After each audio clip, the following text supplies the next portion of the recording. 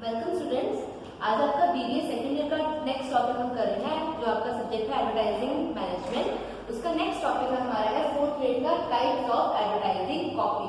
कि advertising copy के हमने पहले पिछले यूनिट में किया था, पिछले लेक्चर में किया था आपने, और इसमें हम नेक्स्ट टॉपिक हमारा है टाइप्स ऑफ एडवर्टाइजिंग कॉपी की कितने तरीके की एडवर्टाइजिंग कॉपी हो सकती है।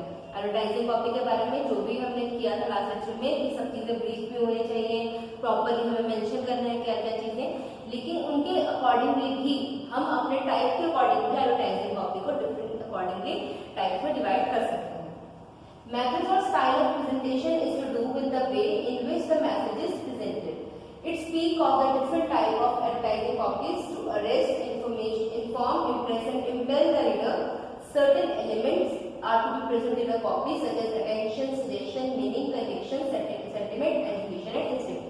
कि मीन्स एक एडवर्टाइजिंग कॉपी में ये सारे जो हमारे हेडर मॉडल के कह लो, डेकमार्क के कह लो, जिस मर्जी मॉडल के कह लो, जो हमें मेन मैसेज कन्वे करने के लिए जरूरी होती है चीजें, कि हमने अटेंशन क्रिएट करना है, इंटरेस्ट क्रिएट करना है, उन्हें उनके बताना है, उन्हें कन्विंस करना है, उन्हें उनकी डिजायर को हमने फिर से लेके आना है कि हाँ उन्हें ये चीज चाहिए। तो ये सारी चीजें, ये कन्विंसिंग पावर एक एडवर्टाइजिंग कॉपी में होनी चाहिए। और इन सब बेसिस में हम एडवर्टाइजिंग कॉपी को इतनी मतलब 5 बेस में हम उन्हें क्लासिफाई कर सकते हैं, जैसे कि institutional, human interest, educational, suggestive and expository. In base में हम इन्हें कर सकते हैं डिवाइड अपनी जो भी हमारी एडवर्टाइजिंग कॉपी है। फर्स्ट ऑफ ऑल हम कर रहे हैं इंस्टीट्यूशनल कॉपी। इंस्टीट्यूशनल कॉपी क्या होती है? Institutional copy neither sells nor the products, neither the service but the name of the business house। इसमें इंस्टीट्यूशनल कॉपी में क्या होता है कि हम किसी प्रोडक्ट को सेल नहीं करते, ना ही हम कोई सेल करते हैं, ना किसी सर्विस के बारे में हम करते हैं। इसमें हम बिजनेस के नेम को प्रमोट करते हैं। इंस्टीट्यूशनल कॉपी का ये मेन मोटिव होता है। The aim is to build the sound edifice of the reputation for the selling house. It seeks to build goodwill through its philosophy, objectives and policies towards public so that prospects remember it. कि इसका main motive क्या होता है? Company के बारे में, किसी भी बिजनेस इंस्टीट्यूशन के बारे में लोगों को बताना, जिससे उसकी गुडविल इंक्रीज हो, लोगों को उसकी फिलोसफी पता चले, उसके ऑब्जेक्टिव्स क्या है, ये सब चीजें पता चले।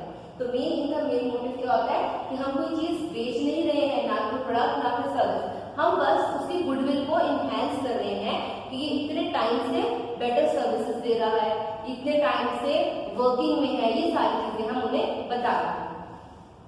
नेक्स्ट इसके अंदर रीजन बाय कॉपी। ये हमारी second type of advertising copy है कि रीजन बाय कॉपी में क्या होता है? Reason buy copy offers reasons as to why the customer is expected to buy a product or service of the advertiser. कि इसके अंदर हमें बाय का रीजन देना है। जैसे कस्टमर को अगर हम कोई चीज करेंगे ऑफर कि आप खरीद लो, तो वो क्वेश्चन पूछेगा कि why should I purchase it. तो उस रीजन को आंसर करने के लिए, रीजन व्हाई को उसका सोल्यूशन के लिए हमने ये एडवर्टाइजिंग कॉपी की एक टाइप है कि जो उनके व्हाई का आंसर देती है कि आपको ये चीज क्यों खरीदनी चाहिए, इसके आपको क्या बेनिफिट्स होंगे। It appeals straight to the intellect और the judgement of an individual then emotion और impulses.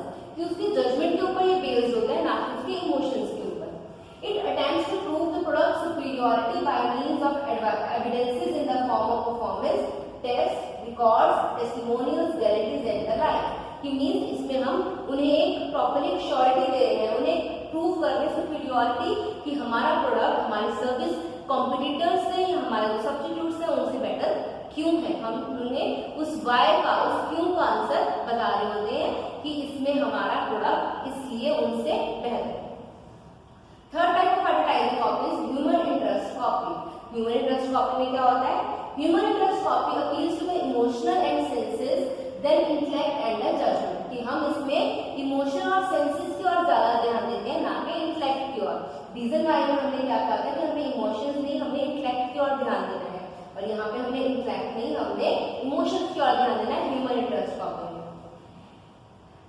And judgement, sympathy, affection, love, fear, human curiosity and other emotional appeals are used to sense of sight, touch, taste, smell and hearing. It tells about the product in relation to the people instead of confirming to the facts about the product. कि हम product के बारे में उसको facts नहीं बताते, उसे लोगों से रिलेट करके बताते हैं कि इस तरीके से लोगों पर यूजफुल हो सकते हैं। मिल सकता है प्रोडक्ट से। It takes several forms of which four are very significant, namely fair, humorous, story and predecessement copy। कि ये तरीके की चार तरीके की अगर इनमें से हम कोई यूज करते हैं तो ये हमारे ह्यूमर ट्रस्ट कॉपी की ये टाइप है, जिसमें हम ह्यूमर क्रिएट कर रहे हैं, किसी के डर का बारे में, फेयर के बारे में बता रहे हैं, किसी को स्टोरी प्रॉपर टेल कर रहे हैं कि हाँ ये हमारा कन्वे करना चाह रहा है, या किसी को predecessement वाली कॉपी होती है।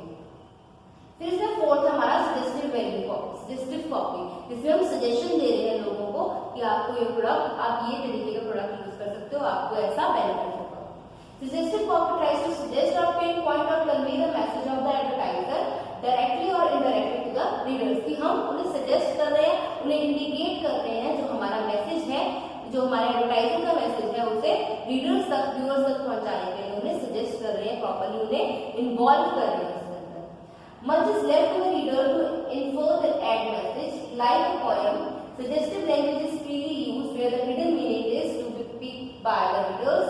Such copy can be direct or indirect suggestive copy। कि हम डायरेक्टली कर रहे हैं या इनडायरेक्टली उन्हें सजेस्ट कर रहे हैं कि आपको ये प्रोडक्ट लेना चाहिए, ये प्रोडक्ट आपके लिए बेनिफिशियल है। फिर हमारा इसमें एक्सपोजिटरी कॉपी। एक्सपोजिटरी कॉपी में क्या होगा? It is a open copy that exposes unlike suggestive copy. ये हमारी जो सजेस्टिव कॉपी होती है सजेशन देती है, लेकिन ये हमारी ओपन होती है कि आपके पास सारे ऑप्शन अवेलेबल है, ये आपके ऊपर आप कौन सा चूज करोगे। It is so open that facts are given in very simple and clear way so that there is no need for interpretation. ये इतनी सिंपल वे में होती है कि आपको उससे एक्सप्लेनेशन की जरूरत भी नहीं होती, कि आप उसे एक्सप्लेन कर पाए कि क्यों हमारा प्रोडक्ट दूसरों से बेहतर है, क्यों हमारी सर्विस दूसरों से बेहतर है। The information given is so clear and concise that hardly it taxes the reader's brain. It makes possible effortless grasp and act। इसमें हमें याद कराने के लिए कोई नेम ऐसा नहीं है या कोई चीज ऐसी इसमें मेंशन नहीं होती जो उन्हें याद करने में दिक्कत है, ग्रास्प करने में दिक्कत है। वो इजीली उसे देखकर उसे इजीली हम रिलेट कर पाते हैं, कस्टमर्स जो भी होते हैं, रीडर्स, व्यूअर्स जो भी होते हैं, और उन्हें इजीली उन्हें समझ में आ जाती है कि बात क्या आपको कन्वे करना चाहता है एडवर्टाइजर। नेक्स्ट इसके अंदर हमारा है topic importance of creativity in advertising. कि क्रिएटिविटी का एडवर्टाइजिंग में क्या रोल है, क्या इंपॉर्टेंस है। हम क्रिएटिविटी क्यों करते हैं? क्रिएटिविटी होता है कुछ नयापन लेकर आना किसी चीज में, पुराने ऑर्थोडॉक्स तरीके से ना चलकर कुछ ना कुछ न्यू क्रिएशन करते रहना इज कॉल्ड क्रिएटिविटी। तो creativity is the soul of advertising and branding. It is what give life to messages about products and services that may otherwise be boring or insignificant. कि means हम इसमें कुछ नया कर लाकर बोरिंग प्रोडक्ट्स के advertisement को भी हम बहुत इंटरेस्टिंग वे में लोगों को दिखा सकते हैं, लोगों को प्रेजेंट कर सकते हैं कि ये चीज भी इंटरेस्टिंग हो सकती है। इसमें एडवर्टाइजर्स ऑफर turn to advertising agencies for the design and development of campaigns and ads which can lead to tension regarding the influence of creativity. कि अगर हम सिर्फ एजेंसीज के पास ही जाएं, अपना कुछ उसमें एफर्ट ना लेके आए, तो एजेंसीज तो सिर्फ पुराने तरीके से जैसे वो बाकियों पर काम करते आ रही है वैसे ही लेके आएंगी।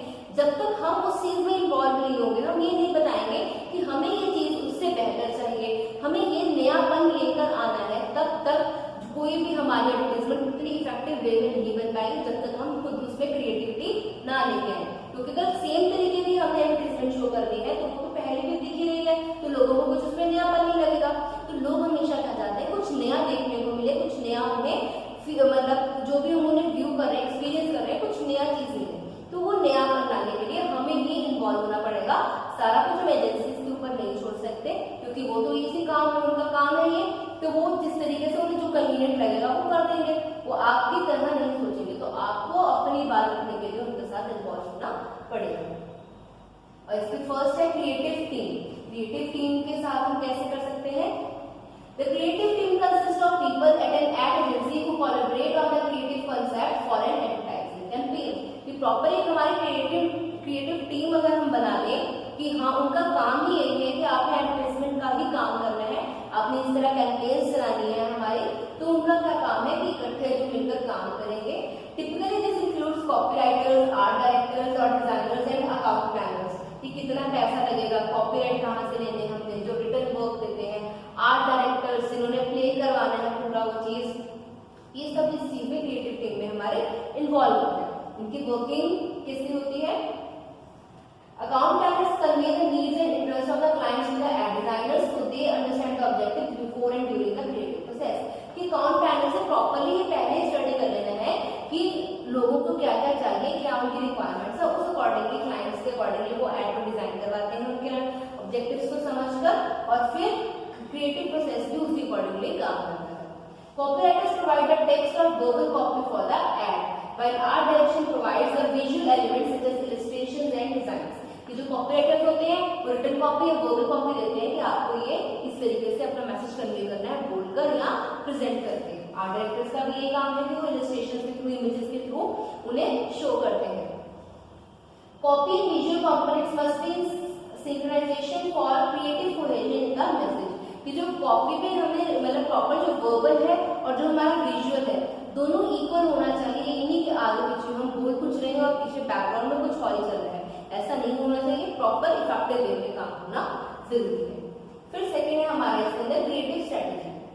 Prior to developing ads the copy team formulates a creative concept or strategy. कि अब एड्स को डेवलप करने से पहले उनका स्टेप क्या होता है कि वो जो हमारा कॉन्सेप्ट है उसे, जो क्रिएटिव कॉन्सेप्ट है, स्ट्रेटेजी है, उसे पहले डेवलप करें। This is the theme of a campaign that will carry through all the executions and serve as the foundation of the message you want to get across to target customers।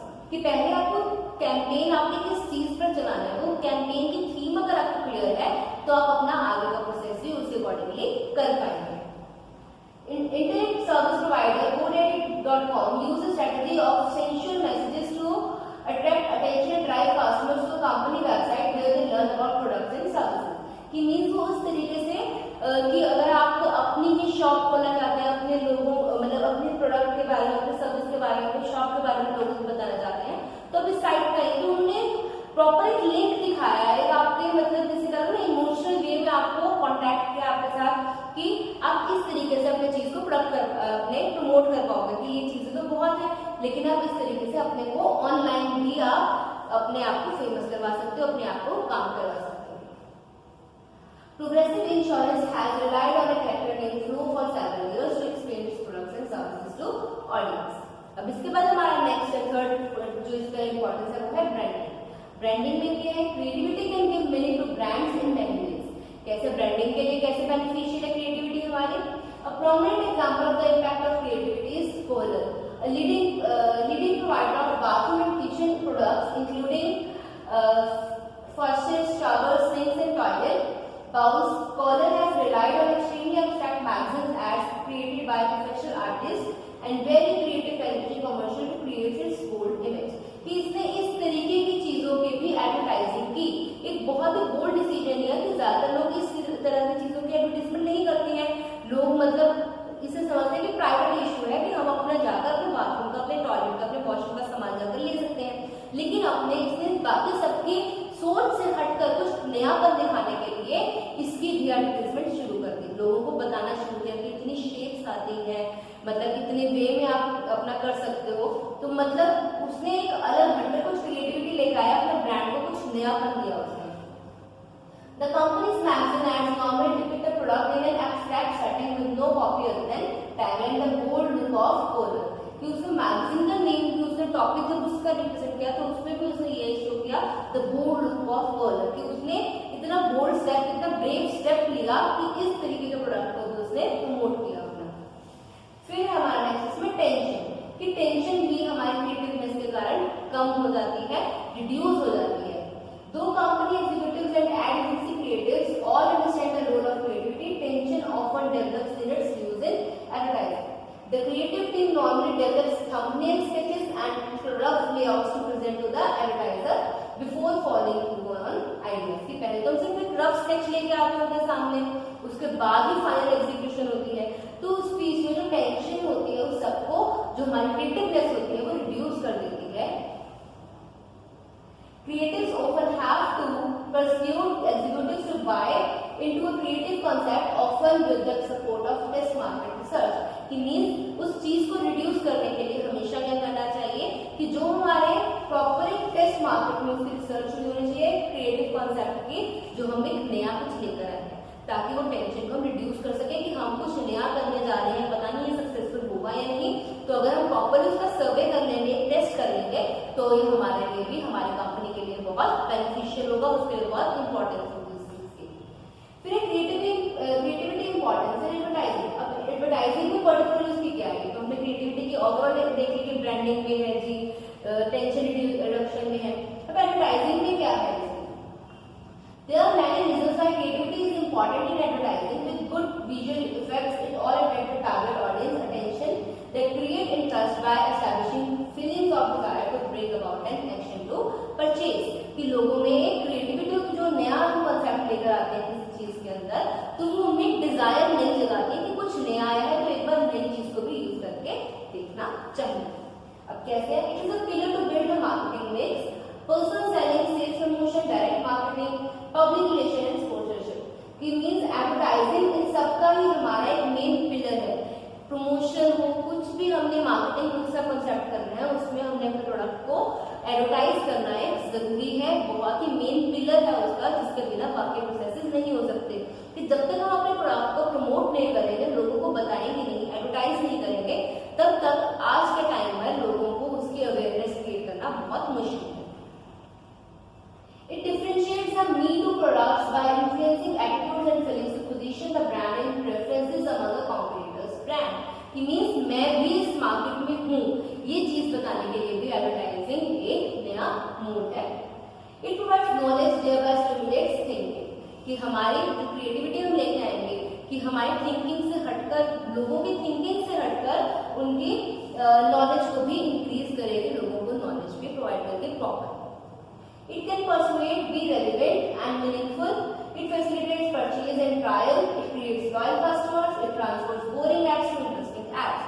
मतलब ये सारे benefits होंगे अगर हम advertising में अपने creativity लेके आएंगे कि बोर्डम नहीं लगेगी हमें, ऐड की पुराने ही किसी बड़े तरीकों वाली एड्स हम नहीं देखेंगे, कुछ नई चीज लेके आएंगे। कई बार होती है कुछ एडवर्टीजमेंट देखकर हमें लगता है ये तो हमने पुराने मतलब दूसरी कंपनी की भी इसी तरीके से एडवर्टीजमेंट थी, उसे बिल्कुल कॉपी कर दिया, तो हम वो इंटरेस्ट नहीं लेके आ पाते। लेकिन अगर सेम प्रोडक्ट की मींस उसके डिफरेंट कोई सब्स्टिट्यूट की अगर कुछ अलग तरीके से एडवर्टाइजमेंट आ रही है, तो हमें लगेगा कि हाँ कुछ नया है इसके अंदर।